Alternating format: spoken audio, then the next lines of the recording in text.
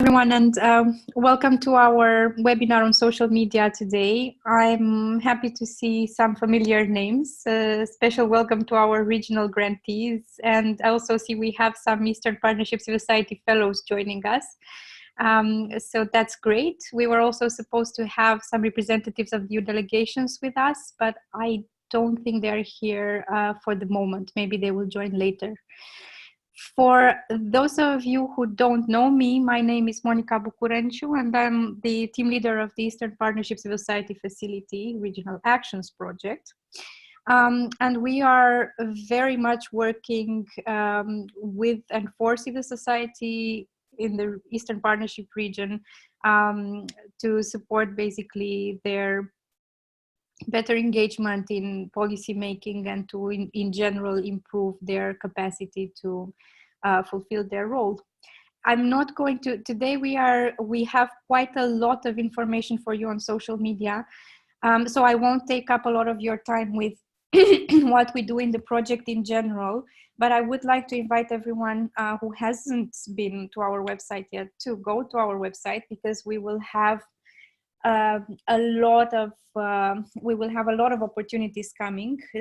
This year is the last year of our project, but we still have a lot of things for you. So we will be organizing a hackathon, and we have opportunities related to that.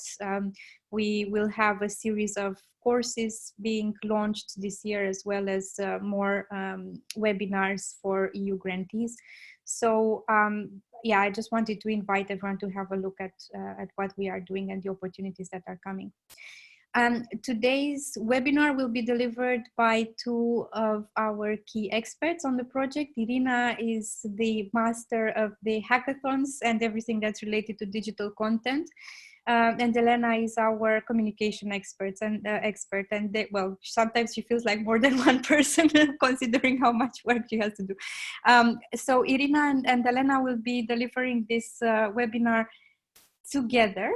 And we also have with us Svetlana Djukic, who is also part of our team and who will be delivering most of the other webinars for EU grantees that we will have in until the end of this year and the end of the project. I think, yeah, so Irina is asking all of you to write in the comments what EAP countries you are covering. Considering that, you know, we have still about 14 of us here in the webinar, I think we need to keep to comments that you might have or questions in the chat. So I think you will need to keep your microphones muted throughout the whole webinar, unless Irina or Elena specifically ask you to intervene otherwise. So having said that, I would like to pass the floor quickly to Lana to say a couple of words about the help desk and the webinars that she will be involved with, and then it will be Irina and Elena's turn. Hello, everyone. Thank you, Monica. Thank you very much for all of you for participating in the webinar. As Monica mentioned, there will be plenty of, let's say, opportunities to assist you through the webinars and help desk. I joined the team in October, and I'm basically working on the design and organizations of the webinars. So far, we had already webinars for better reporting for the EU.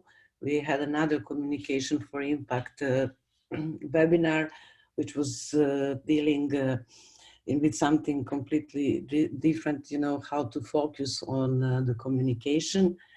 The third one was dedicated to the civil society participation in decision-making processes, and this is actually our fourth one, and I will leave to Irina and Elena to talk about more about what is the impact and what the impact we can achieve in social media. To announce maybe the schedule for this year, we have another webinar upcoming third week of February that will cover advocacy and lobbying. Second week of April, we are planning a webinar on international funding opportunities. In May, second week of May, we will have innovative fundraising and In particular, we will deal with crowdfunding. Then strategic planning and organizational development for the second week of June. For July, we have a webinar on financial support to third parties. And we still have, let's say, 3 topics that we would really like to focus on. But basically what we would like really to do is to jointly review design and think about what could be the next topic. So you are really welcome to fill our help desk form and maybe propose the ideas for the webinars. Regarding help desk, I mean, you have already know what is the basically the main objective of the help desk. In a way, you know, we communicate for the webinars, but we also provide ad hoc advice for any concerns and any needs you may have during the implementation of your project.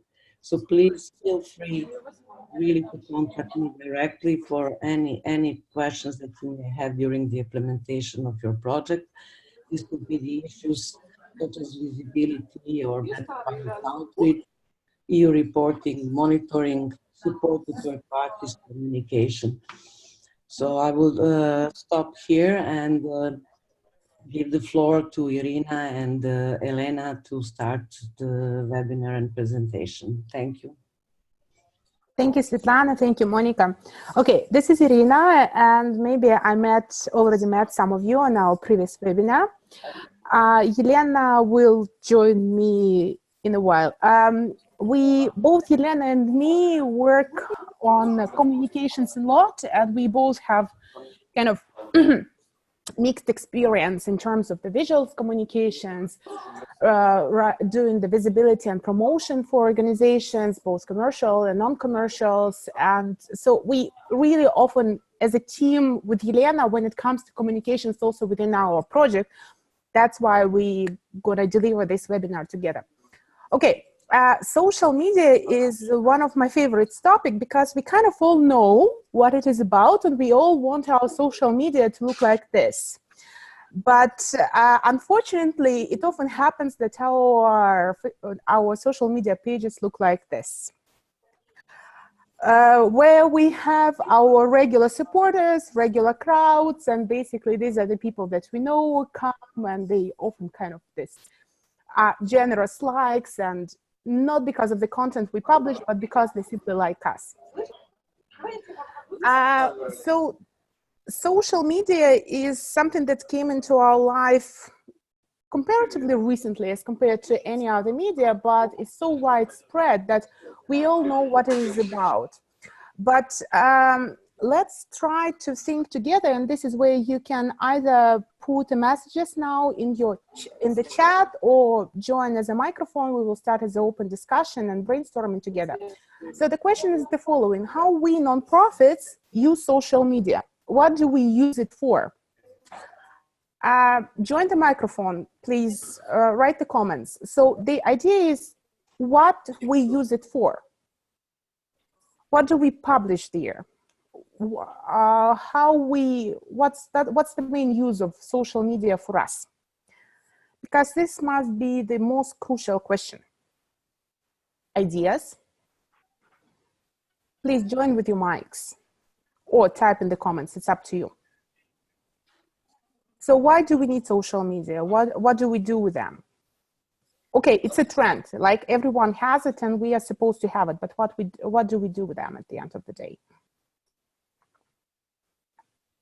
I really would like to hear your ideas before I put together what we brainstormed with Elena and before. We publish our work, we raise awareness of upcoming events, we share useful information about our project. So we basically do the general raising awareness, right? We build our brand with this.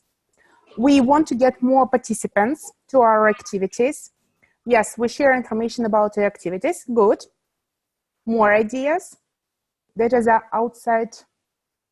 Okay, we get feedback. This is very important. We get the feedback because traditional media often do not let us get in the feedback from direct feedback, or not so easy. Yes, we get the idea of what we do good and what we do bad. Okay. More ideas about this? What else? Useful information. We attract other actors. Yes, we do our networking. So we raise our base, right? We do the grassroots. So we go back to our audience to know what they're interested. Okay. When we were trying to put it together, thank you all for joining this. I know it's we promote our investigation, show our team. Exactly, we show our work. We explain how we work to this and build loyal community. We also calculated that there are a couple of more things that we actually use social media for. We do it for the activism for social political changes, right? When we want to pay attention to something and we want to push some changes. As you mentioned, all of you, we raised awareness, we educate our audience. We also, what was not mentioned, but I also we provide services. So we share some specific information, maybe we do the comments. It can be also we use inbuilt capabilities, of private messages. We can do the consultations with this. We answer the questions of our audience. We do, of course, the lobbying. We also do the research and we do the fundraising. These are kind of more additional things that can come to our mind. This is not extensive, but this sphere of our activities on social media lead us to the next one. Okay, if we do the social media, we do the social media marketing or SMM. And SMM, in most cases, is a term that's used to as compared to businesses. And in the business, social media marketing came quite a long, again, comparatively long time ago. And there, social SMM is used for one ultimate goal, is basically sales, building loyalty, and developing customer advocates. So basically those who are going to promote the brand further. So here we have a question. We as nonprofits, we don't have the sales. We don't have this final ultimate goal. So what will be, what shall we use as the final thing to calculate our success in social media, and how shall we build our strategy to see if it is successful or not? When it comes to SMM and social media marketing for civil society, it's useful to think about the following. It's useful to think about general principles of social media marketing, because knowing them, knowing the basic things there will help us to build our strategy. So when it comes to social media for nonprofits, we can say we can have 4 objectives. So we may want to increase our brand awareness and confidence level, which means we want our readers, subscribers, followers, and so on, trust us. Trust us as a company, as an organization, as a group of people who represents their interests. We might want to increase the click-through to our website if we have any, but most of us usually have it. We are at this level. So we want to get more engaged subscribers, meaning we want to build exactly these fans who's going to promote our content, our message, who's going to promote our brand message or our ideas further on. Or we want to develop the lead generation to get potential customers who can be, in our cases, in case of nonprofit, can be participants of our events, can be donors who help us with the donations, can be volunteers, and so on. When it comes to, as social media is something everyone knows, again, I want you to engage into this and maybe, even do with the mics. So turn on the mics now. And let's go and try to check if we know all those terms, because if we agree that we know all of them, we basically know the basics of the social media. So basically, okay. So let's start with the bottom one. What is reach? Who can say what is reach when it comes to social media marketing? Yes, just a bit louder. So what is reach? Maybe number of people to whom we managed to deliver what we wanted to deliver. I mean, exactly. So exactly, reach are the number of people who saw our message. It can be our post. Yeah. Yes. Okay. So here is a question: what is organic reach in this case?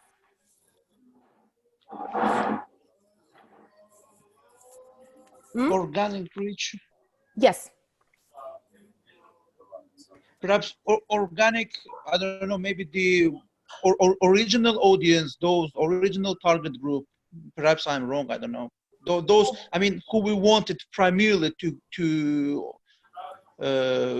we wanted to see them reach our message. I mean, those who we wanted primarily to see. That's very close. The reach we did, yes, exactly, Alexandra, thank you. Organic reach is the reach we didn't pay for. To put in simple words. So reach in general, as you were said, you know, like it's what we reach the whole audience. Organic reach is something we didn't pay for. So organic reach is very important, as well as reach. Okay, what is original content? What is original content? Here, the red one. Pay for. Okay. Alexandra, maybe you? Yes, Anastasia was also non-paid is organic. Who wants to join? What is original content? Join with the mic. Come on, that's simple. Of content that was first put on, I don't know, on social media, the original, the first one. Okay. I mean, not revised, no redone, but the first.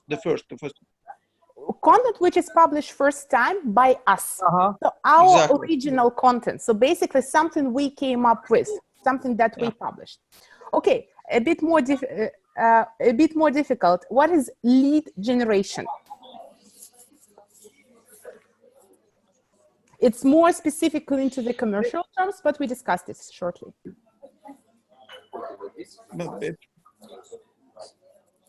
So what is generation? Maybe who are very good at using social media, maybe. Huh? Okay. Lead generation.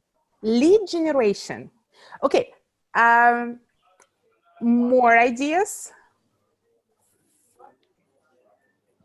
Okay, lead generation might be one of the most trickiest one here. That's why I kind of started with the easier one. Went to lead generation is exactly. It's basically our strategy. It's how successful we are in terms of finding the clients.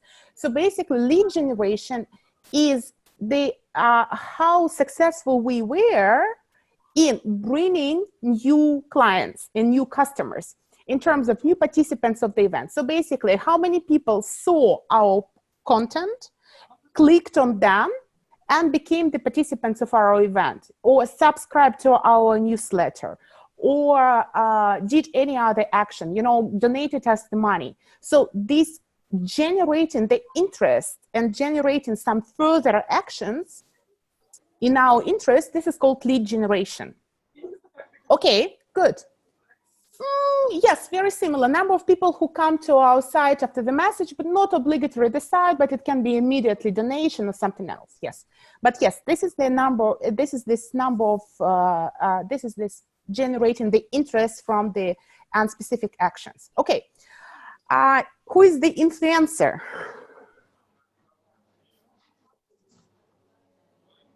That's simple. Who is the influencer? Yes, someone who has a power to impact on our view. Also, basically, a person with a pretty large audience who has a pretty large audience who is listened to, whose original content is often reposted, reshared, commented, and so on. So with a high kind of this people interacting with him. So that person is called influencer. Influencer can be global or can be in very specific spheres. And ideally what we want is to have our people as influencers and us, our organizations, as influencers. So basically, that's our target, what we want to become. PR people who are freelancing. Yeah, well, they're not obligatory PR. We will see who are influencers for different social media in different spheres. Okay, and a very simple one. What is social media engagement? It's basically like 4 words to describe it. Who wants? Come on, do the mics, please. Being active. Oh, okay, 4 words taken from the social media content. We all know them. Comment, share, reaction, click. Exactly. Thank you, Vitaly. So basically, social media engagement is the way how your audience interact with your messages, your brand, your page, and so on. And this is, again, one of the key characteristics and key metrics to understand how successful you are and how good your social media strategy is. The higher your social media engagement, the better you are doing. Okay, another simple one. What is earned media?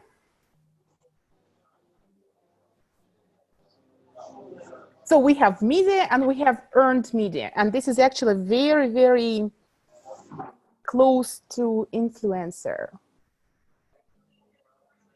And organic reach, and so on. It's kind of all interrelated. So what is earned media? No, it's not purchased followers, and it's not purchased content, but it is about the content.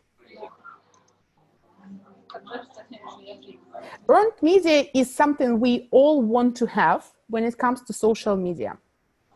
So imagine you do a post, you publish something, you produce original content, and you wanted to have higher engagement and you have higher reach. But somebody does this, like, you know, by sharing, and somebody writes about your content.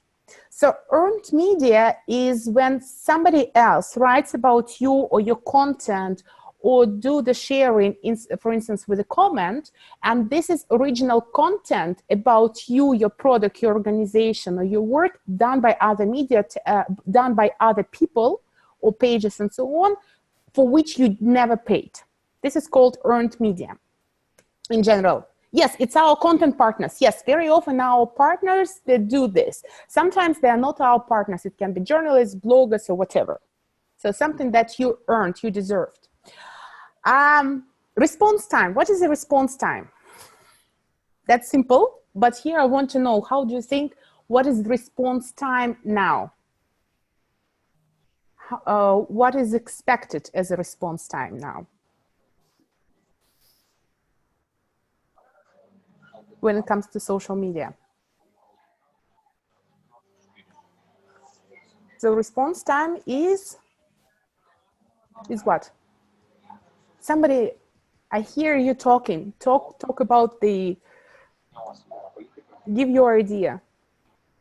Here. So, okay. Average time when the client gets, yes, exactly. It's the times. Thank you, Anastasia. Thank you, Alexandra. It's an interval to which you reply to whatever happens. It can be a personal message that you receive in the chat. It can be a comment. It can be a suggestion. It can be a review, but this is the average time. This is the time that takes you to respond to this. Okay, now a tricky question. How do you think, what is the average response time or expected response time in social media now? When people expect, within what period of time people expect you to reply, when you comment on your post, when they give you a review or send you a message? Yeah, a couple of minutes maybe. Well, not so bad. It just, okay, it's very optimistic. 1 minute is, okay, basically you need to respond within an hour and a half. If you take more time to respond to anything, people lose interest and they feel even more irritated if you go back to them and respond to this. Yeah, it's about 1 hour. It's about 1 hour, an hour and a half is basically considered as a maximum right now. And the last one, to calculate how successful we are. What is social media ROI, or return on investment?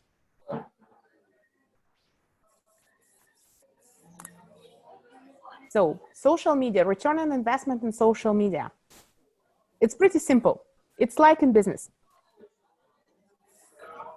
What is that?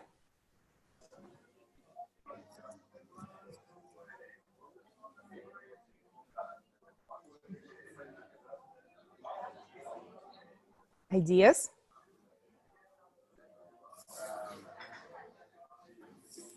Alexandra, Anastasia, Irina. Come on, yeah, I know, guys. I know that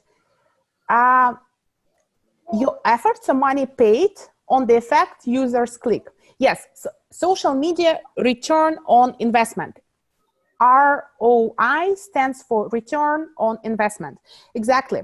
So basically, this is the money, all your money when you turn your resources, right? So basically all your resources, including human resources, time, financial resources, and so on, you invest it into social media versus your profit. In our terms, and when it comes to non-profits, it can be donations, it can be number of the participants of the event, it can be number of volunteers that came, and so on. So basically, how much you invested versus on what you achieved. Thank you so much. I know it was a bit tough, but and I have actually all this for you put together. Just we're going to give you the presentation so you can go back to this. But if you know this criteria, if you know those abbreviations, basically this is the key things to help you to build your own social media strategy, to understand what you want to achieve and how do you want to measure your success. So in social media, there are several ways to measure success, but I'm kindly asking you, never measure your success with likes. Likes is your vanity criteria.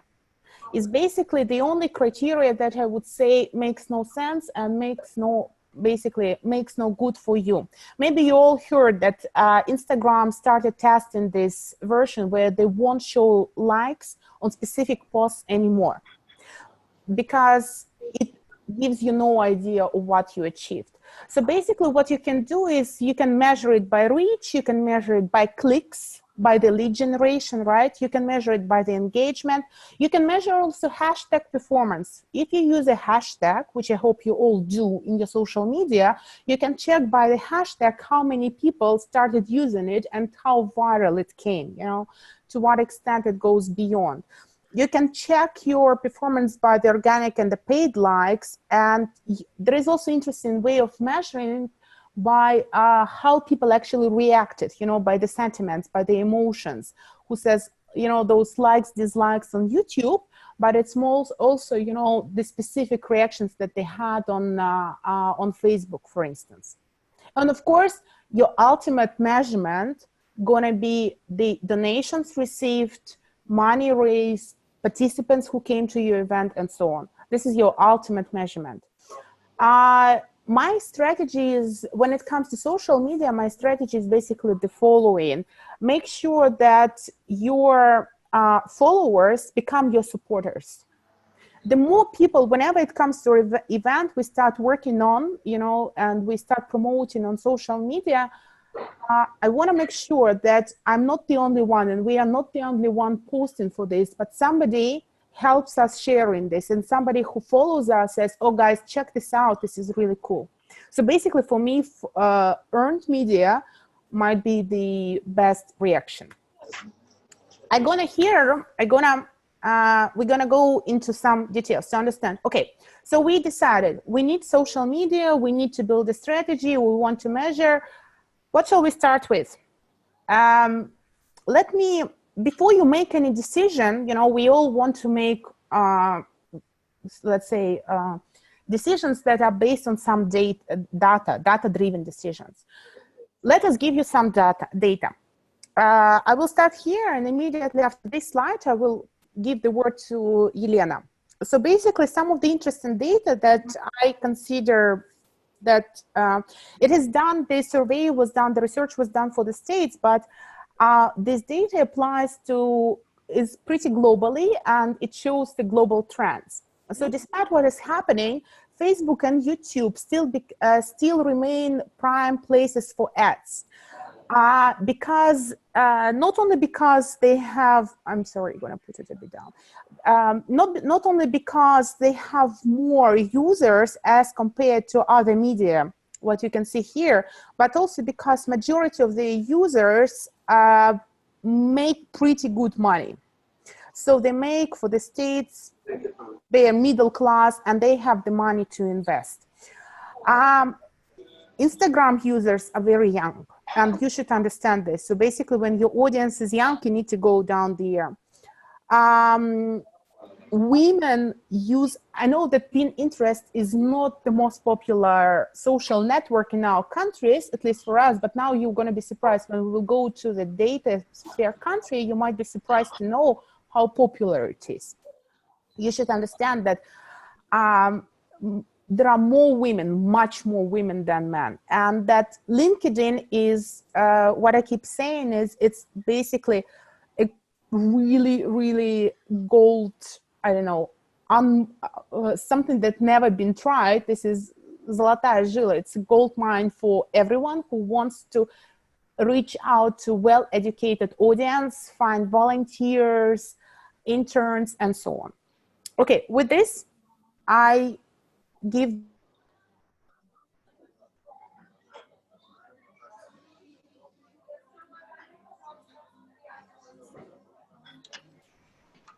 Ira, I assume it's my turn now. Hello, everyone. Ira, can you still hear me?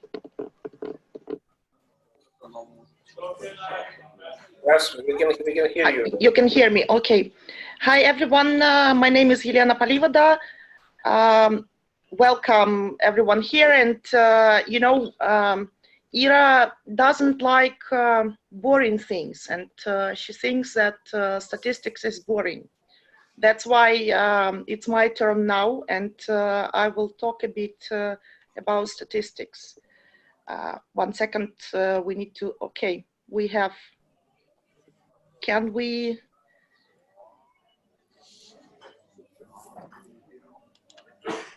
Ira, will you change the slides, or I don't have access to?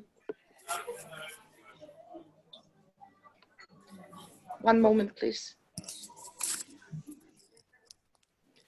Okay, can you come back to the previous one? Okay, now I am controlling the screen.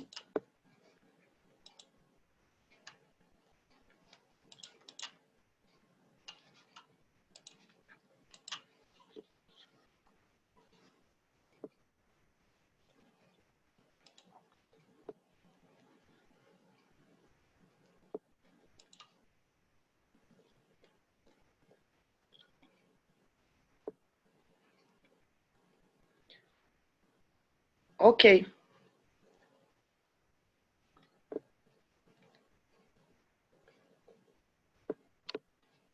Sorry, 1 second, please.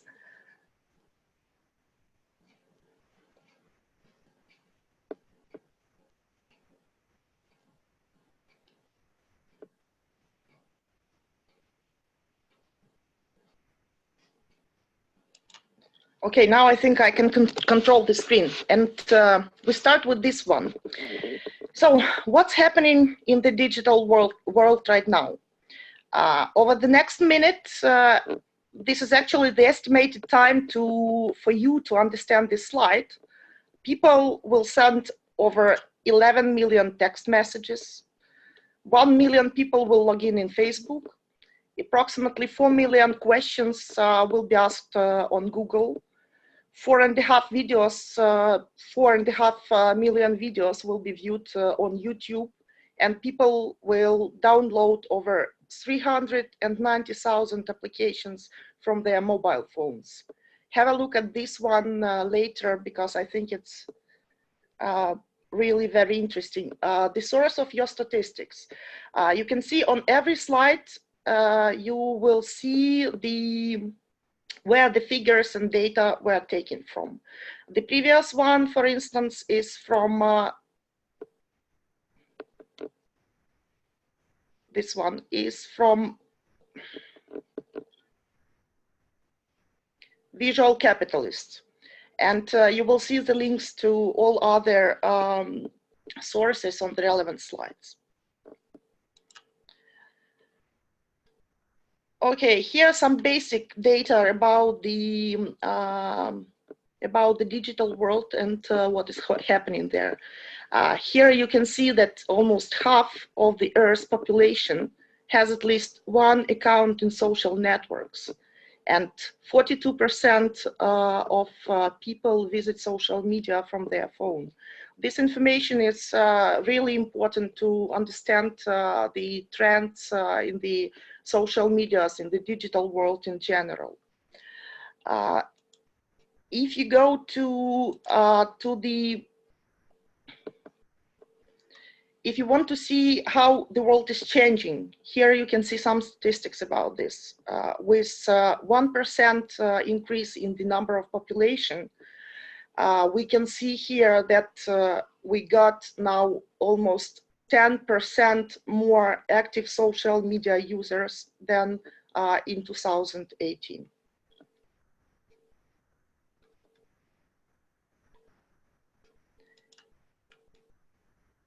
And I also wanted to share with you some data about the number of downloads from mobile phones. You will understand later why I used these statistics. For instance, in the fourth quarter of 2019, the worldwide application downloads totaled almost 30 billion, and it's almost 5% more than it was in 2018.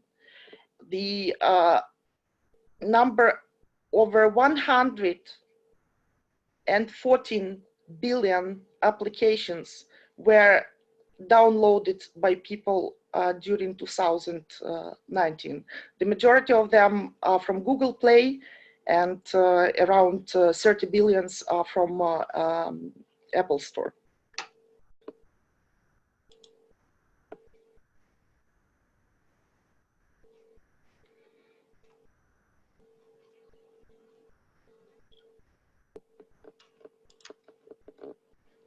So what are the applications that were downloaded by people?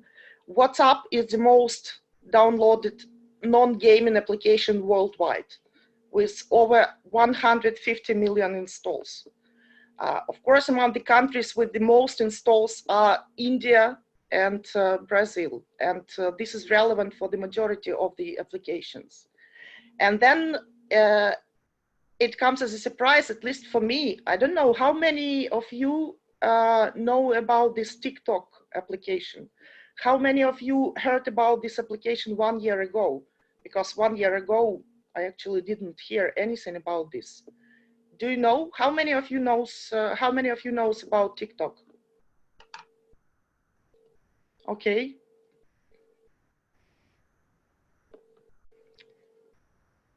Wow, wow, wow, wow.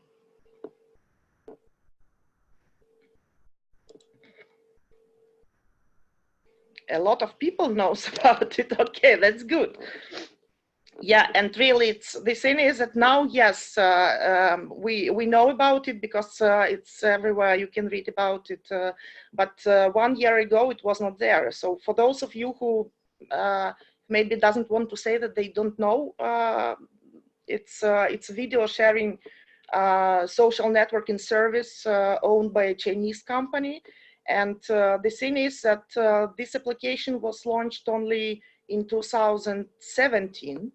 And now it became the second most installed non-gaming application in the whole world. Then you can see that the next applications are the Messenger, the Facebook, and the Instagram. They rounded out the top 5 most installed non-gaming application in December 2019. And I want to show you the next slide. Sorry, I keep having troubles with controlling the slides somehow. It takes some time, so please bear with me.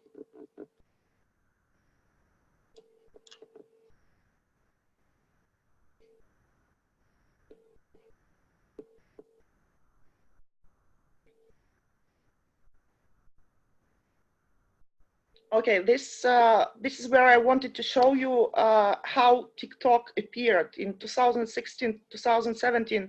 It was not here, and we had the most famous, the most downloadable applications like WhatsApp, Facebook Messenger, Instagram, Snapchat. Now you can see that Snapchat is not that popular, but TikTok is getting momentum, and it was able to break into these top positions, actually demonstrating a trend that there is a possibility for new applications to compete with top social applications by big publishers such as Facebook. And of course, the one interesting figure here is that the TikTok revenue grow 540% in the fourth quarter of 2019 compared to the previous year.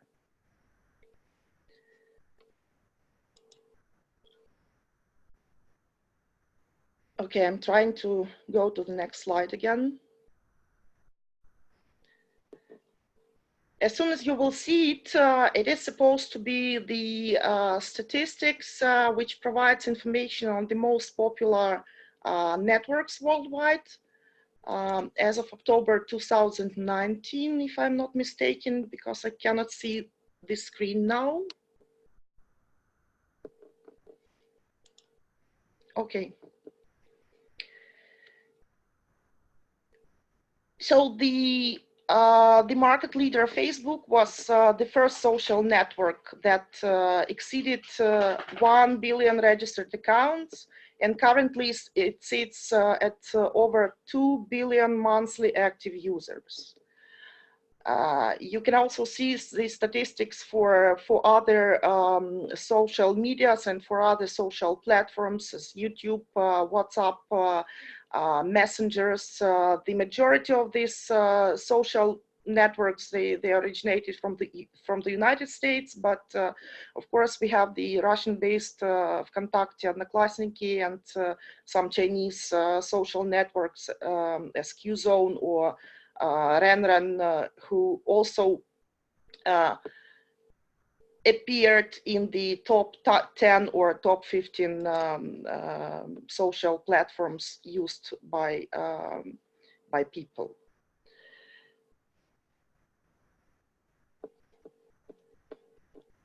Okay, trying to go down. Now we will go to some specific country context, and here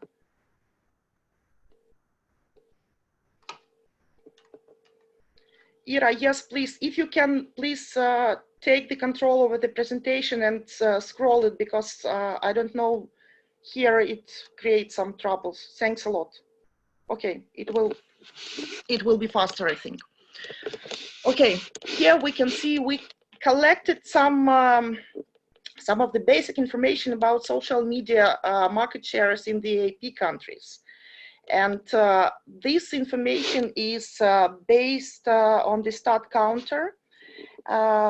Of course, for you working in the regions and knowing your countries better, you do have access to the local statistics, which is sometimes maybe a bit different, but in general, it shows the overall trends in all of our countries.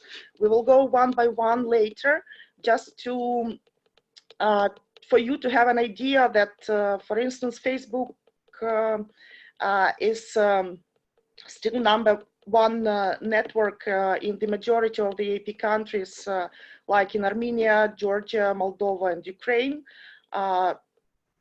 It's also popular in Azerbaijan, though it's less popular in Belarus. Now let's go to the next one. Thank you. So here is some, I understand we have people from all countries here. Yeah, some of them, at least we have some regional projects working in 6 countries. So we will go one by one very briefly. So we start with Armenia. According to the we use 2 sources of information here. The top data are from the same site you saw on the previous slide, and the next picture is from Hootsuite. The difference between these data is the following. The first one shows the number of users, like pages, accounts created. And the second one shows the number of active users. You will see there is a huge difference sometimes, especially with such networks as Twitter, for instance. You will see that the number of accounts is quite high, but the number of active users on Twitter is quite low. So in Armenia, with almost 50% of population actively use social media. It's also according to the statistics provided by Hootsuite. The thing is that this number is growing. In January 2090, the increase in the number of users was 70% compared to the same period in 2018. So within 1 year, the amount of active social media users increased by 70%. Can we go down here?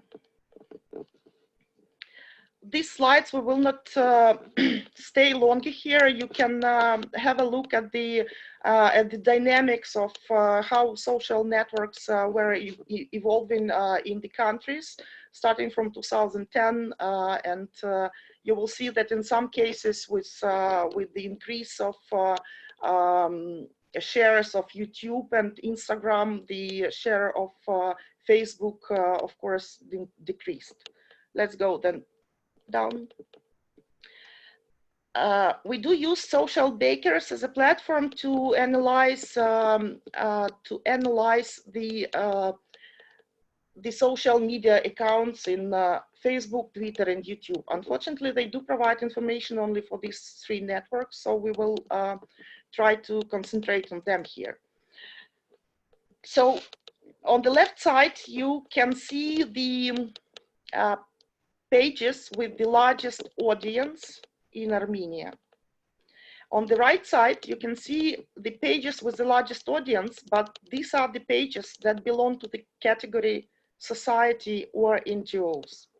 We wanted to show you these 2 pictures to show the difference between the amount of users, of readers, of pages by prominent musicians, football players like here, singers, mobile phone shop.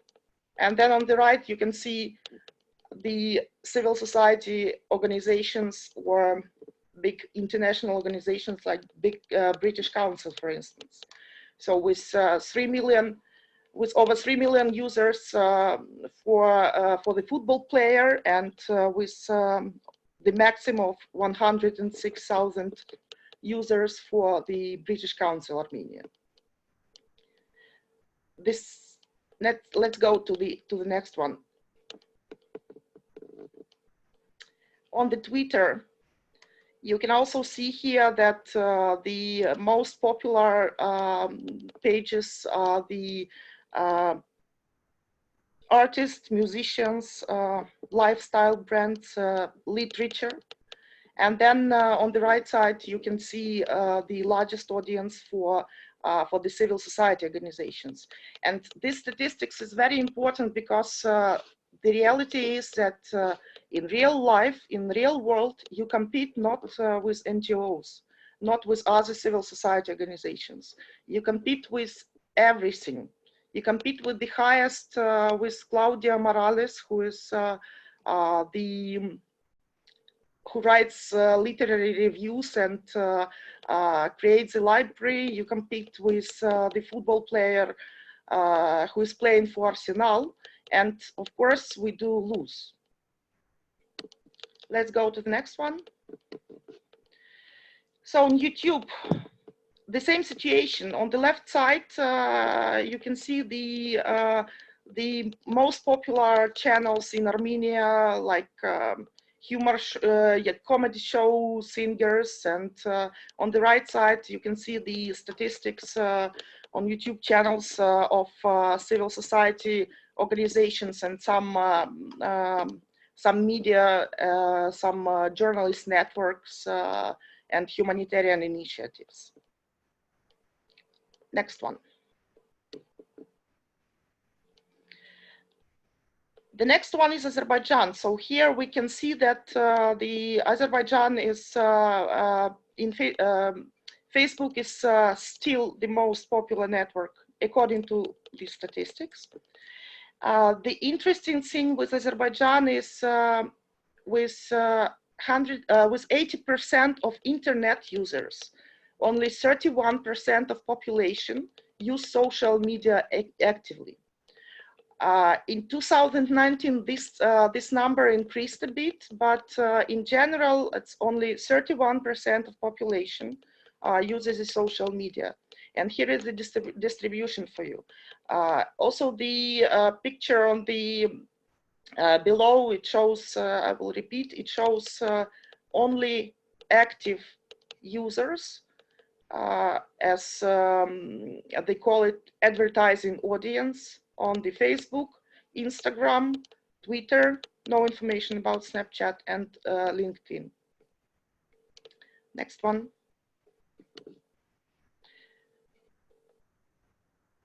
Okay. For Azerbaijan, so you can see again the comparisons, the difference between the largest, the pages with the largest audience, like this news and news media websites, which is also interesting because in Armenia, we mainly had the entertainment lifestyle group of pages, and here we have media and news. And then on the right side, you can see like the largest the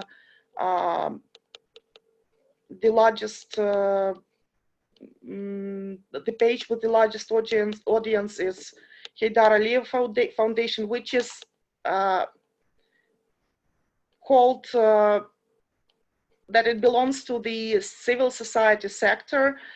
And then the next one is the British Council Azerbaijan with 127,000 readers. On the Twitter, the situation is like this. We have the biggest channels are the channels related to the government. These are the channels of the president of Azerbaijan and presidential administration. And you can see some examples of the civil society organizations with Twitter account. But in general, Twitter has a very small portion, share in the social media used by people in Azerbaijan. It's only 13% of people. Let's go to YouTube. So YouTube is not that popular as it is in other countries, but it's also increasing now. According to the statistics, in December 2019, only 10% of people are registered on YouTube. On the left side, you can see the biggest channels, which are mainly the media and news companies. On the right side, you can see some of the examples of the civil society organizations, and you can see that the number of videos, the share of the number of views of the uploaded video is very small compared to the other channels available on YouTube.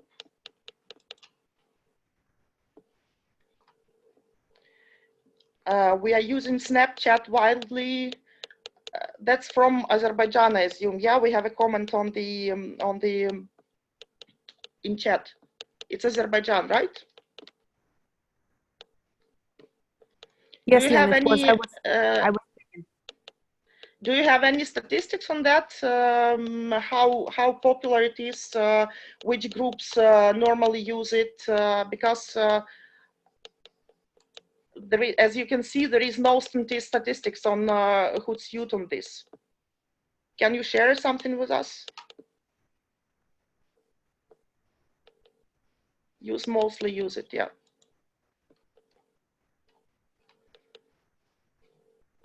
Age between 14 and 25. Yeah, it's the same situation as in Ukraine. It's even younger, but yeah, it's close to that. Okay, then we go to Belarus. Do we have someone from Belarus who could explain us the magic of? No, we had only Lena. Pinterest? I was checking in the beginning. We have only Anyone from Belarus around? Len, can you hear me? So Belarus is the only country actually which where 32% of people use Pinterest.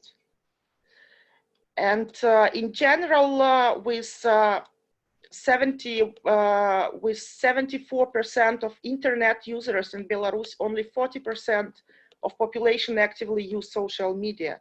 And Belarus is the only country where this number is decreasing.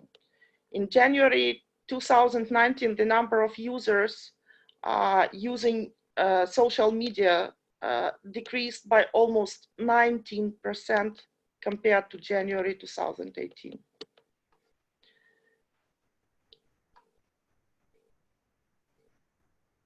Okay, let's go further.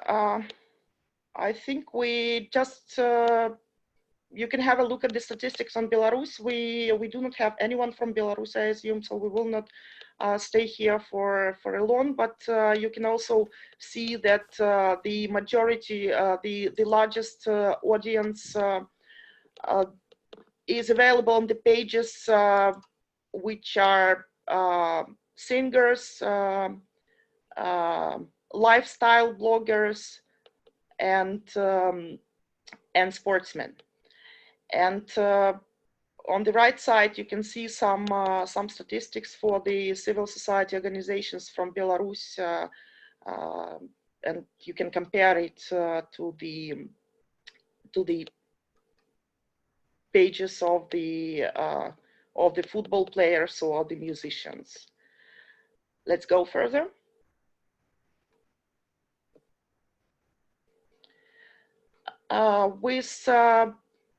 With Twitter, Twitter is not that popular in Belarus, and you can even see in the statistics that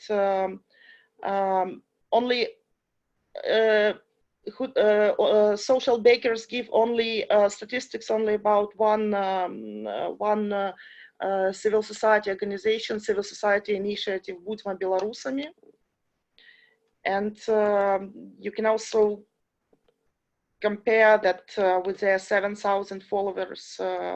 If you look at the Ministry of Emergency of Belarus with almost 83,000 followers, we see that there is a lot of work to be done on Twitter as well. Also, as I said, it's not the most popular social network in Belarus. Let's go down. With YouTube, You can also see that the most popular channels on YouTube are the news channels, the channels with comedy shows, and here you can find Tutbuy and Onliner, which are the media outlet, but I would actually put them under this society and would add them to this as a civic initiative. But here under the category of civic society initiatives, you can find only two pages on YouTube. Let's go down. Georgia. Okay, with Georgia is situation with the usage of the social networks is really very close to the European trends. 69% of population. Okay, we have a team member from Georgia. Thank you. Waiting for comments, for reactions. So the interesting situation in Georgia is that, according to the statistics, there is 69% of internet users in Georgia. And the thing is that 69% using actively social media. So it looks like every person who has access to internet has access to social media. So this number is also growing with like 4% increase with the active social media users in 2019 compared to 2018. Let's go down. Ira, can you come? Can you go up a bit? Okay. As I said, Facebook is the most popular network with almost 80% of users. Then we have only a few people use Twitter, YouTube, Instagram, but this number is growing. Also, Facebook, I mean, if you are working in Georgia, you need to concentrate on Facebook. And we can also see it in our project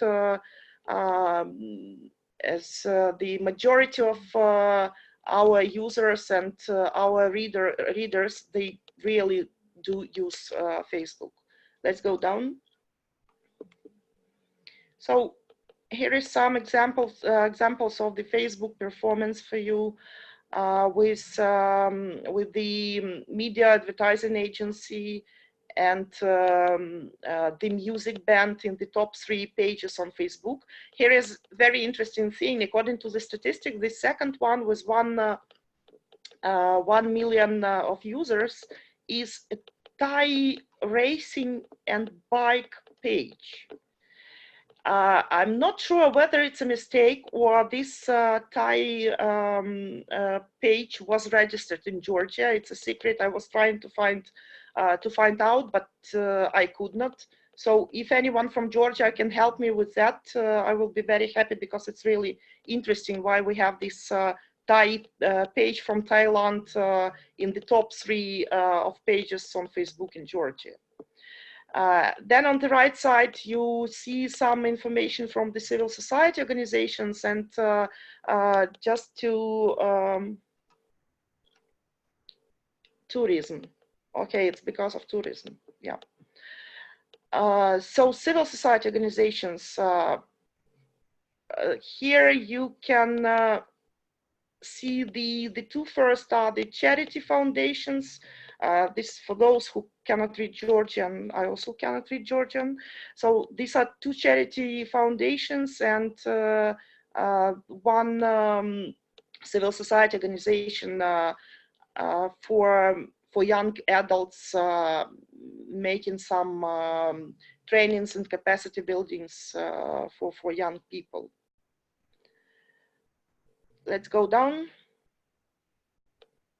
So on Twitter, you also can see that though it's not that popular in Georgia, but still here is some data which show that people are mostly interested in the political issues, and you can see the here the pages of Mikhail Saakashvili, and then there is also one page of the Georgian sportsman, I think playing basketball, and the largest audience for the civil society initiatives are the Transparency International and British Council. You can see some data, and of course they are 10 times less than the pages of Mikhail Saakashvili and Zaza Pachulia.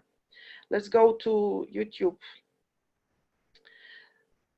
So with Georgia, if you could say, if you saw the slide from Azerbaijan, for instance, the majority of YouTube channels are the media channels. Here in Georgia, it's the majority of YouTube channels. The most popular ones are the channels with the free music. Free music and the pages of some celebrities as well. To compare it with the statistics of the civil society organizations or civic media, civic journalist networks, you will see that the maximum is 1 million users when the music takes 570. Let's go down. Now to Moldova. The interesting thing with Moldova is, according to the statistics, they have over 71% of internet users in the country, and at the same time, only 30% of population actively use social media. There is increase in the number of users of social media, and I think it's one of the largest, because it's in January 2019, the number of social media users increased by almost 20% compared to 2018, and it's one of the biggest increase in our EAP countries. So you can see here that the Facebook is the most popular network in Moldova, the same as in Georgia and in Ukraine. Then we have Pinterest, YouTube, Instagram, Twitter. Contakte, okay, it's also, there is a small number of people using Contakte, and I do not cover this this network as you know, in Ukraine it's prohibited to use Contakte, so it's difficult for us here to get any statistics about this network, as we do not use it. So with Moldova, Facebook is on the is #1 network. Let's go down. Okay, we need to make it quickly. Let's go down. So here is some information about the most popular pages on Facebook. Here you can see the top 2 are the musicians, the music bands, and the news media outlet website. And you can also see some the difference in statistics for the category of society, NGO, civil society organizations. Let's go down. Okay, the same situation is on Twitter, which is not that popular in Moldova, but you still can see that you need, if you go for Twitter, you will need to compete with singers, with celebrity, and with the U.S. Embassy to Moldova. Okay, that's for YouTube. Let's go down. Then with Ukraine, the last one, we'll try to make it as soon as possible. So in Ukraine, according to the statistics, 40% of those who have access to internet use social media, and its number is growing. In Ukraine, Ukraine is the largest, has the largest growth, with almost 31% people actively using social media. Facebook here is the top one social media. Also, Instagram is the number of users in Instagram is really increasing in Ukraine. Let's go down. Down. So with the pages with the largest audience are the music, news, politics, and it's also relevant for other for the Twitter, for instance. Although we can see that in Ukraine, at least the situation is a bit different with NGOs, with civic initiatives. You can see here on the right the initiative Poverny Zhivim, Come Back Alive, has almost over 2 million viewers, readers. So it's comparable to Petro Poroshenko, to the former president of Ukraine, and to the media outlets. Let's go down. We skip Twitter. You can have a look later. It's also the majority. The top channels are all three of them are the musicians and musical bands. On the YouTube, you can see that here the situation is a bit different, and the international networks such as UNICEF, OSCE, they are getting higher shares here. Also, they are still not comparable to the right side of this slide, where you can see the media outlets, comedy shows, and some political bloggers with the highest scores and with the highest statistics. This is just to conclude. You can see here this social media in Europe, just to show you that in principle, the majority of countries in the AAP region, they follow the general trend in Europe with a huge share by Facebook, and with some smaller figures starting from like 9% for Twitter, 8% for Pinterest, 6% for Instagram, and almost 2% for YouTube. So we're in the general trend, and the thing is that quite often we go there with a bit delay. So the good news is that we have time to prepare ourselves, to check the worldwide trends, and to be ready for TikTok, Snapchat, or whatever comes later. Okay, that's it from the statistics side. Thank you, Elena. Can you hear me? Ira, will you take over here? Okay, can you hear me now? 1 second, we need 1 minute to we can hear you, Irina. We can hear you. Oh, okay. Okay, good. Because I was not sure if you can hear me. Looks like Elena could not. Okay, so basically another thing why I'm going to conclude on with what Elena said, why we showed you this whole statistics. Statistic is questionable, and there is, of course, the best thing is always check and double check, you know, when you work in a specific country. Then looks like you're the only one who can't hear me. Guys, can you, if you can hear me, can you make a plus in the chat? Oh, thank you. Okay, Len, it's only you. Okay, so but sometimes we have to decide, especially if you work as a regional project, regional grantee, you have to decide, okay, where shall we go? I mean, in our project, we have Elena, who is responsible for we don't have a special person to do our social media. And of course, we have to decide what social media we're going to do. And basically understanding that still Facebook is #1 for most of the EAP countries and for Europe, and Twitter is the next one in Europe, we decided to go there.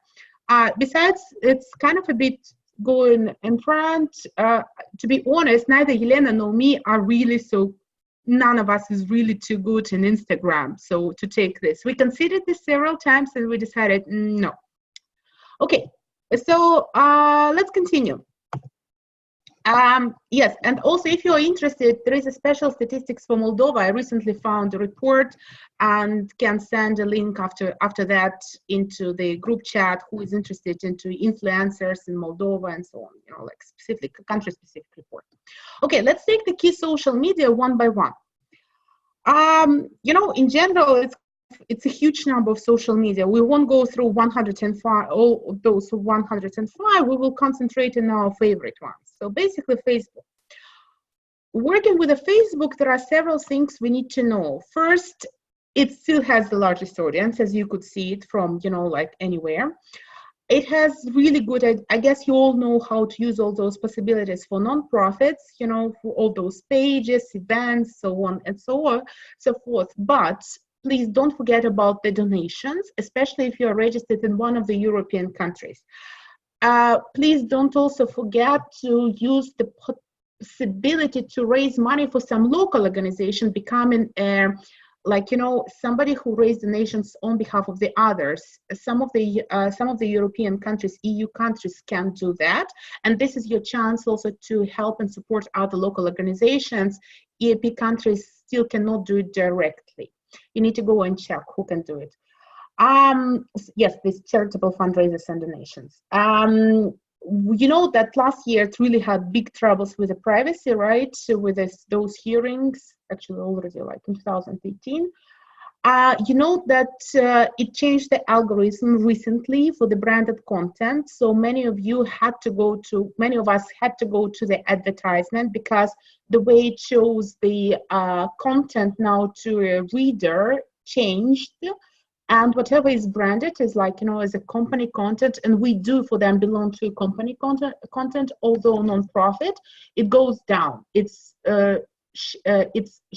shown not so often anymore. What is the way out? Way out for you is either the paid advertisement or earned media. That's why we say we love earned media, because they actually bring more engagement and increase the organic reach, increase the reach in general more. Helena tried it last year when we had the call for applications for our fellowship program. So what basically she did, she had the regular one, regular call, and calculated the reach for, you know, like organic reach, and then we purchased some of the advertisement. What we should say, the difference was not that significant. So organic reach and earned media brought us more engagement than the paid content. That's the truth for us. Of course, I would say the last one is really, really important for you, because you need to understand that young people do not live there. Yeah, because young people say there are too many adults, because they think that Facebook is outdated. It remains them of use. It's not a social media anymore. It's too old, too boring. And because they are not addicted to social media in a way like we are, instead of using social networking, people use messengers and chats, and this is the reason why TikTok, WeChat, and so on are becoming so popular.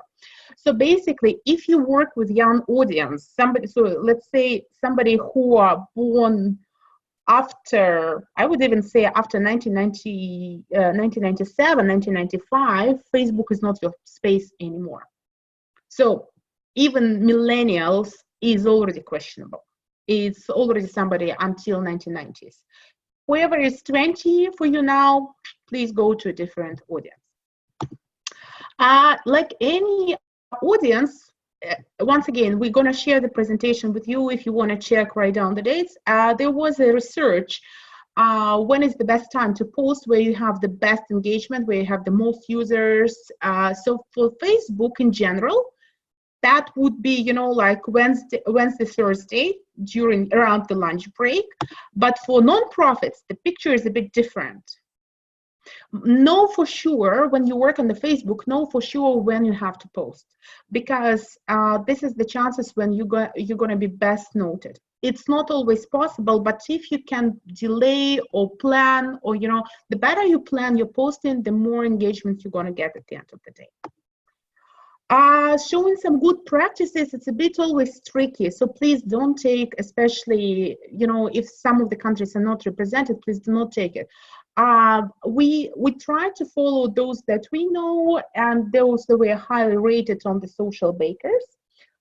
So one of the good practices would be this Anti-Corruption Action Center from Ukraine that has got, well, with the followers, you know, there is a difference between followers and likes, right? That people who actually like. So they have their audience is a bit low, their real audience, the followers, so those who receive their updates, news, and so on, is actually higher.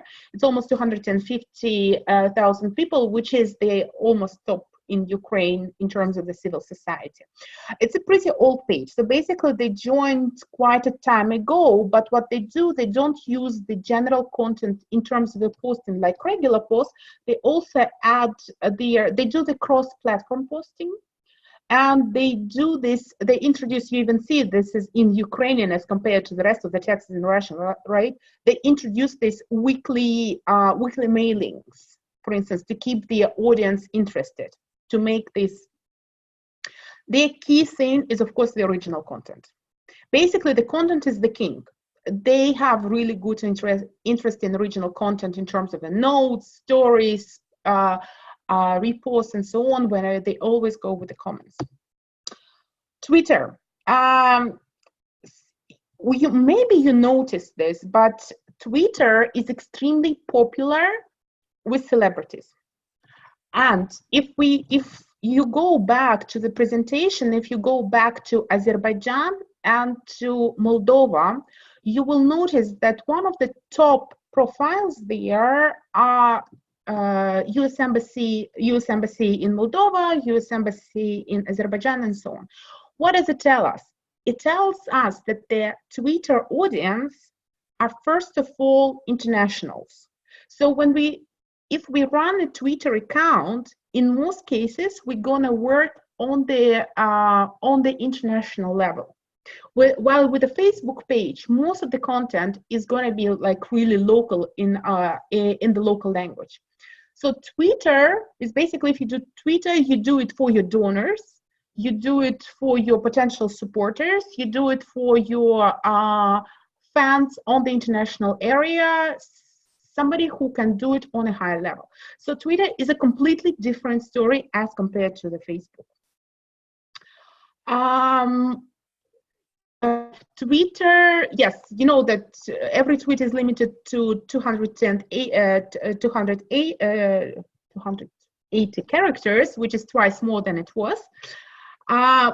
Please, it means that you need to learn you need to write precise and use the hashtags. Hashtags is basically in general something that came with Twitter, that this is the only way this is the original way of communication in Twitter, something that we need to follow.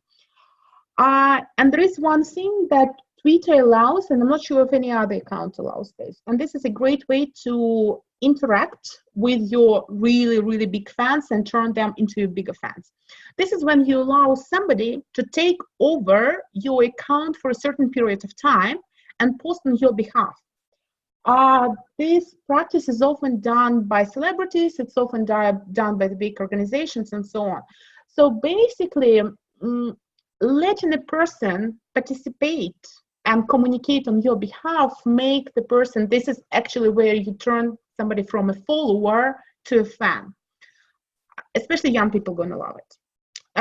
If you have this possibility, if you have a Twitter account, please do consider this as a possibility to develop it. Yes, and of course their TweetDeck. TweetDeck is amazing, allows you posting, scheduling, following, doing perfect metrics for everything. the same information. When is the best time to post on Twitter? Like for general public, the dark it is. I mean, everyone knows how to use the heat map. And as compared to nonprofits, as you see, there is a difference. So, good local practices, I would show here maybe Pink Armenia and the Belarusian one, MyRava. The Belarusian one has a larger audience. It has 7,000 followers. But what is important, it does this multiple updates per day, which keeps the audience interested. And these are usually retweets, original content, and so on. They often use image and memes. So they introduce lots of humor. And this is how, again, they keep their audience interested and engaged.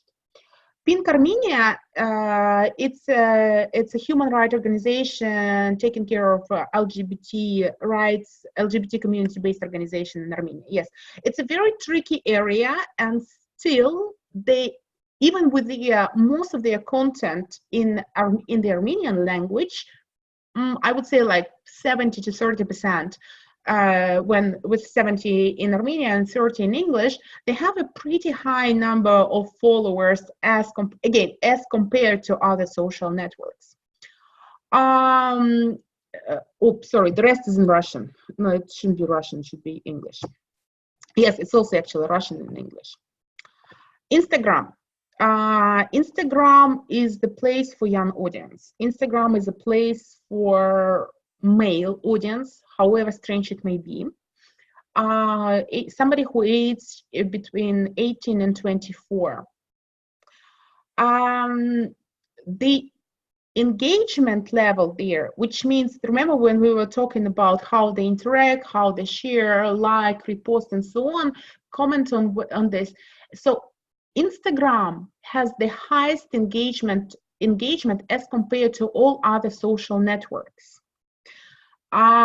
So please, if you decide to go for Instagram, try to be prepared for this, that the engagement will be higher, and then sometimes you can be misled by this, but also make your posts for Instagram, make your photos, make your communication there as open as possible, because the moment you open for communication, it will follow. If you are not ready to, also haters, because any engagement is not always positive engagement, it's also negative engagement. If you're not ready for haters, if you're not ready for dislikes, if you're not ready for working with the comments on a constant basis, then Instagram is not your place. Because you can't close this for comments. Also important, Instagram, as I told you, it's testing this, that the likes will not be visible. It is still in the process. Nobody knows when it's going to be introduced. They did it only for 7 or 8 countries, including Russia, but still it can happen like this. Instagram requires, next to working with the comments and being prepared to negative comments, negative reactions, it also requires you updating this on a daily basis. And actually successful Instagrammers do that several times per day again. And these all must be original content. This is something where you can't, kind of retweet, which is a good practice in Twitter. In Instagram, retweeting is not the best practice. This is where you always need to provide original content. And yes, another thing is that something that really moves Instagram and profile are the stories. And stories, very personal, not the pictures, but actually short videos.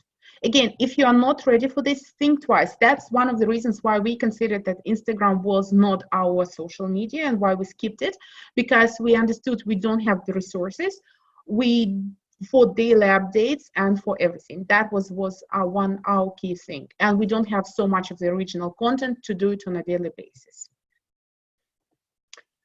Again, best time to post on Instagram, I really loved it. It's like, it's the only social media where the highest engagement is something around 5, 6 a.m. Just like our explanation is, By this time, somebody already wakes up to take the best photo, you know, for this sunrise, and somebody takes, you know, wakes up, and somebody just goes to bed after the parties because the audience is so young. Of course, for non-profit engagement, the picture is a bit different, but as you can see, again, 9 p.m. can be, so be prepared to work there on a very different time schedule.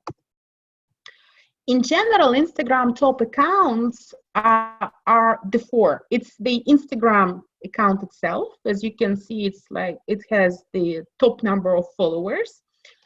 Then it would be Cristiano Ronaldo, who is number 1. They are of the real people following it. Then Ariane, who is the singer, and The Rock, it's, I keep forgetting, Dwayne Jones, The Rock, something, well, who is the actor. So again, when you go to Instagram, you're going to be competing with the celebrities. You won't be competing with other social organizations, because if you go and tag and try to check the Instagram on the 2 hashtags, civil society and Ukraine, you will get the top, let's say 3 organizations there, and you can see the number of followers there is really nothing as compared to bloggers, celebrities, beauty bloggers, and so on. So, LinkedIn. I'm just gonna go very, very quickly to the previous slides, because very few of our organizations in our region really have LinkedIn. And I think this is one of the terrible things that we do, because we miss it. We miss all the potential of the LinkedIn that gives to us. I will just take Ukraine, but you can come back to your country. If you check, the number of active LinkedIn users in Ukraine is 2.5 million, which is a bit less than Instagram, but all these users, but much higher than on Twitter. But all these users gonna be actually, all these users gonna be actually really well educated, very smart people who are interested in professional growth, who are interested in training, who are interested in new possibilities, and so on. So if we talk about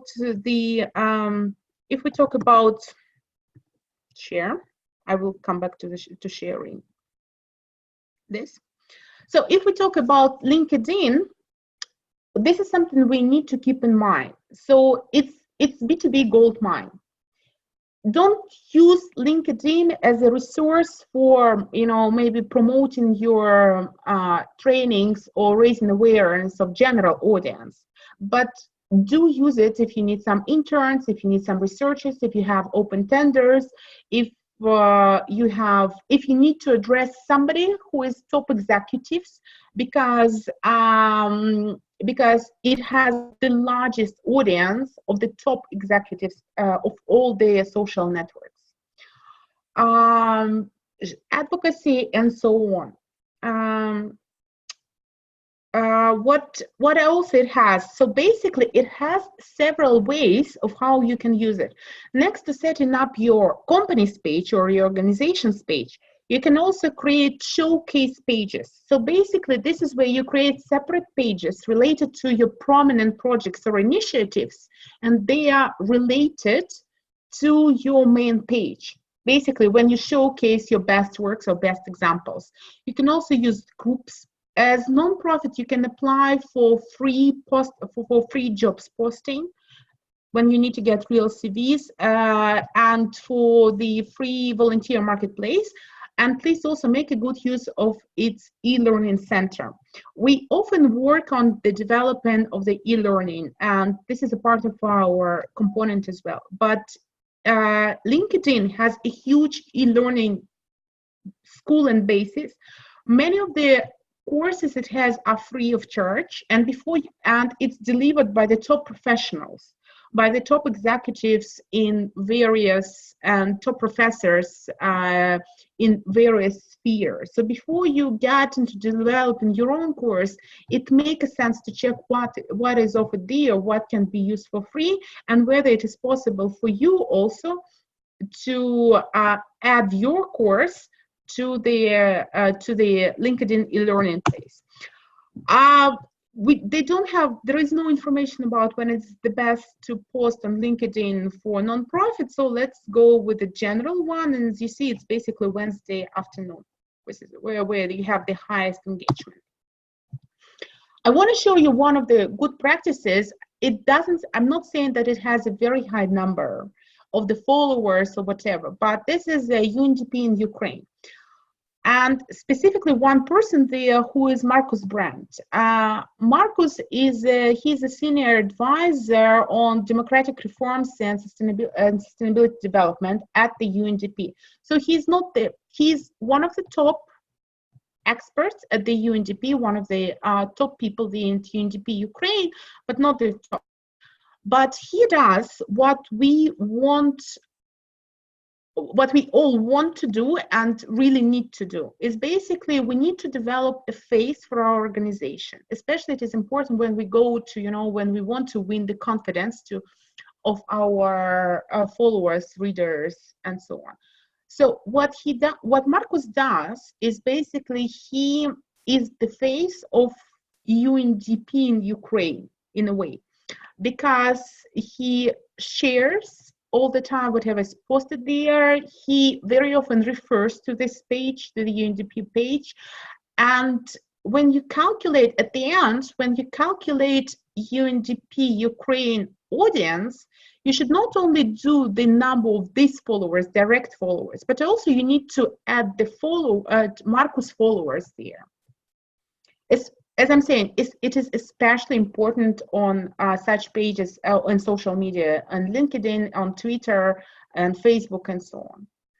So here is a very good example of how your top executives are actually becoming your face, your speakers, and your fans, and your promoters. YouTube. It's very okay. So YouTube is another like terra incognita for more, as you could see from the previous slides. YouTube is something like a terra incognita for most civil society. Even if you look at this like Social Breakers name as a top YouTube channels for civil society, you will see that most of them are media, either free media or like independent media that has legal bodies like a non-profit organization, but it is media. We civil society, we still don't know what to do this. We kind of try to get to that, but we lose it. So what if you decide to work on the YouTube? We need to learn from the best, and the best is going to tell you the following. On the mobile alone, YouTube reaches mostly young people. So basically their main generation is Z generation. Now it's going to be Alpha generation. It's already those born from something, I don't remember, 2007 if I'm not mistaken. They calculate over there. So it's called Alpha generation. So they are the main users. What is the trick about them? They have very high engagement. You're going to have really many views with that audience. But what you should understand is that you will never get money from them, because most of those people still do not have money to donate to support. So they can be your volunteers. They can sign up the petition. They can do other it's like non-financial things for you, but they will never become your financial supporters. There is a good example of Greenpeace Russia, when they actually engaged YouTube bloggers with millions and millions of subscribers to do their promotion campaign. But what they wanted to do, they wanted to raise the donations, and they failed. I mean, they had lots of views, lots of likes, lots of shares, but they didn't raise the donations. And this is the conclusions they made, that basically YouTube is good for raising awareness, but never good for raising donations. And yes, important that good YouTube videos should be under 2 minutes. It's a good look. Again, it's not because it has the highest audience, and it's very interesting because this is a completely social project, but more in the educational sphere. It's from Armenia. It's called Boon TV. It's a knowledge-oriented online TV for self-education, where they do the interviews with some prominent people. You know, it can be not celebrities, but somebody from the education, some experts, and so on, asking them to explain a phenomena, cultural phenomena, what is happening in the past, and it doesn't matter.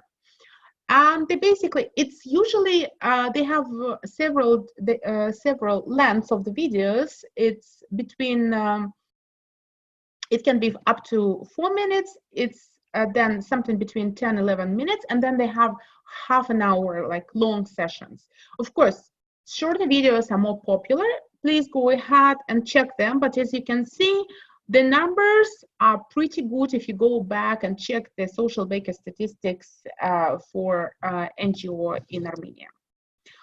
Okay. Also, they completely work as a video, so that's why they have regular updates. If you update your video channel once every 3-4 months, it's going to be dead.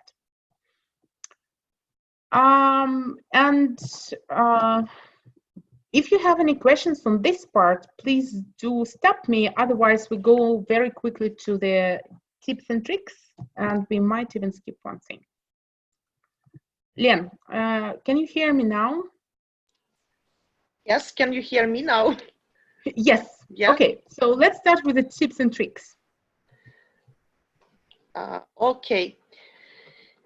So here we just wanted to show you an example of a very nice analysis made by TNS Market Research Company in Ukraine. You can see here the day of an Ukrainian through the screen of a TV or a computer. So here you can see how people spend their day and how intensively they use two main media channels, the TV and internet. It's in Russian, so if you cannot read it, I will just briefly tell you what it is about. The green one is the TV, and in general, people in Ukraine, in the cities of 50,000 people and more, they watch TV 100 minutes a day. At the same time, they use, it's almost the same figure for internet. The red one is internet, 94 minutes a day. And you can see here from 6 o'clock in the morning until 12 o'clock in the night, what they are doing, like eating, going to the work, working, studying, having lunch, spend time on work, spend time in transport, spend time at home, and then the time they use to rest, to go somewhere. And so you can see the peaks. This is important because you do understand that 8 o'clock, 9 o'clock is the peak when people do use internet in Ukraine. The first one is the situation in the weekdays, and the second one is the weekends. It's a little bit different from the first one, so you can compare. And if you, okay, Sunday is not good for posting in general, but if you do want to publish something on Saturday and cannot do it after 7 p.m., take the time, choose the time which is most appropriate. And the next slide, it's practically the same. If you can go to the next one, Ira, but it's the previous one. This one, yeah. The users of the smartphones. Here you can see that the situation is a bit different if you compare it to the users of PCs or notebooks. And here you have more space to work with. Okay, that's it. If you want to add something, Ira, go ahead. Yes, basically continuing what Helena said.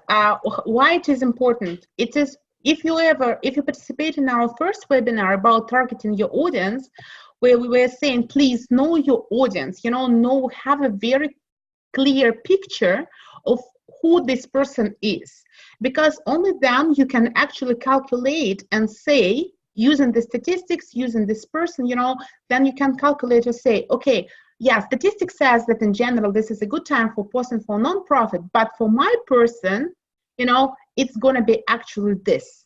Because I know that from this time, this person of this age, with this profession, with this occupation, hobbies, and so on, really going to be. Because also, what is important is that to understand, for instance, if the person goes online from the PC, from the computer, or it goes to social networks from the smartphone. I'll give you an example, a very simple one. We recently had a course on the storytelling, and one of our participants developed a story in Facebook Canvas. There is such a tool for publishing stories. But the trick is the following. So she published it and said, this is my story. But however, despite of all, because I check this as a part of my work, of course I check the stories. Every time I was clicking on the link seemed to be okay, but every time I was clicking on that, it led me to the main page of the organization. I was like, I don't understand, there is no story.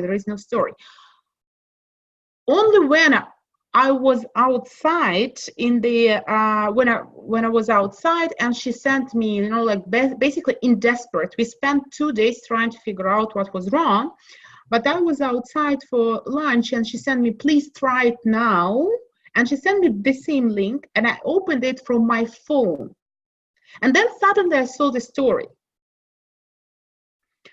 The trick is the following. Canvas stories on Facebook can be seen only on the smartphones.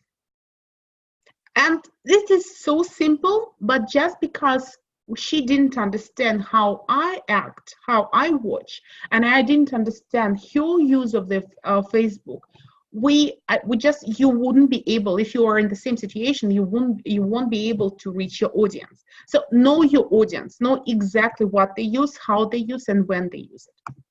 The next one is basically a mix of everything. We went through that. If you need to come back, please come back. But please keep in mind that every audience, every social media has such a unique audience that you can't do cross-posting, that you can't prepare one post and publish it in Facebook and Twitter and Instagram and somewhere else. It will require specific posts. You will need to rewrite it and update it, and maybe some of the posts will go to the LinkedIn and some of this will go to the Facebook. Never mix it. From the previous good practices, what you saw is that leaders are those who create original content. If you want more followers, you need to have good, funny, interesting, engaging, original content. The next I'm gonna just skip, but please, if you have a comment, even if it is a negative comment, work with them.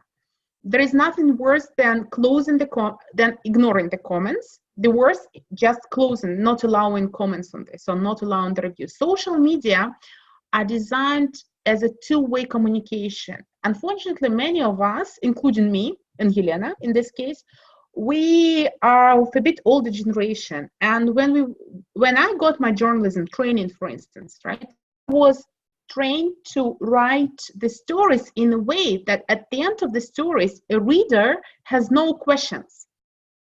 This is a completely wrong way of doing in social media.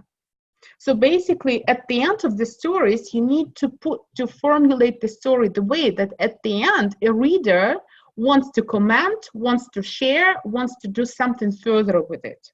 So if your social media person writes the stories like for news, press releases and so on, just retrain the person and find another one to help. Always remember about the netiquette and security. The two things that we often forget. We're gonna go to this to the policy, and this is also related. For my thing is also, we also noted, you also know this, visual content goes viral easier than words. Faces for social media, please remember Marcus, who does the whole job of promoting UNDP in Ukraine. Find your own Marcus in your own organization or assign this role if nobody wants to take it. And yes, please never repost without commenting on this. Netiquette and security is a couple of, there is a very well-known book, I think you all know this, Social Media Guide for Civil Society Organizations. It's developed with the US money. So if you can, please have a look at this. It's pretty outdated, and in many cases you know all this, but some of the things there might be really useful for you. Just keep in mind this. What I would want to say is I would suggest you to develop your own social media policy. Social media policies basically consist of answering several questions. And this would cover your netiquette, and this would cover your security. So the first question is basically how much guidance do you want to offer, how formal your communication want to be, and who is the audience for the policy. So basically to whom this policy applies. If you plan to write this strategy, please consider the following. You can use this as a template. I really liked it, taking it from Social Media Guide. Your policy can be a written document, or your policy can be just something that you discuss at a meeting, put the key things together, send to everyone as an email, say, please keep this in mind, this is how it works. So basically your values, so basically what you want to share, and the values gonna define a lot your content and what is possible or not possible to do. How do you do collaborations? How do you engage with others? Is it only the partner organization? So basically the general outline. Then very important one, the roles. So we have, I'll give you exactly example of our project. We have Yelena. Yelena is the main person who is responsible for social media. But Yelena is still a human being. She can get sick. Hope it not happens in the next kind of couple of weeks, but this is possible. A person can be on a sick leave, a person takes holidays, vacations, and so on. What is next? Who is responsible for this? Who jumps in and who helps? So this is something that needs to be very clear to everyone, because the moment you have a social SMM person, one person doing everything, the person lives in a constant stress, without the possibility to leave and pass the account for even a couple of weeks to another one. And you're also under the stress because you don't know if the person leaves you, gets a better offer and gets another job, what you're gonna do. Again, the content, what is okay and not okay to post, to be short, and in what tone is it okay to post, how formal we are.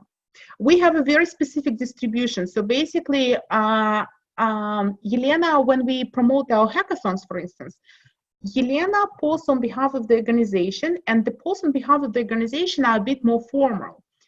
For many in the last 4 years, I'm a kind of a face of the hackathon, of our EAP hackathons, and my posts are much less formal.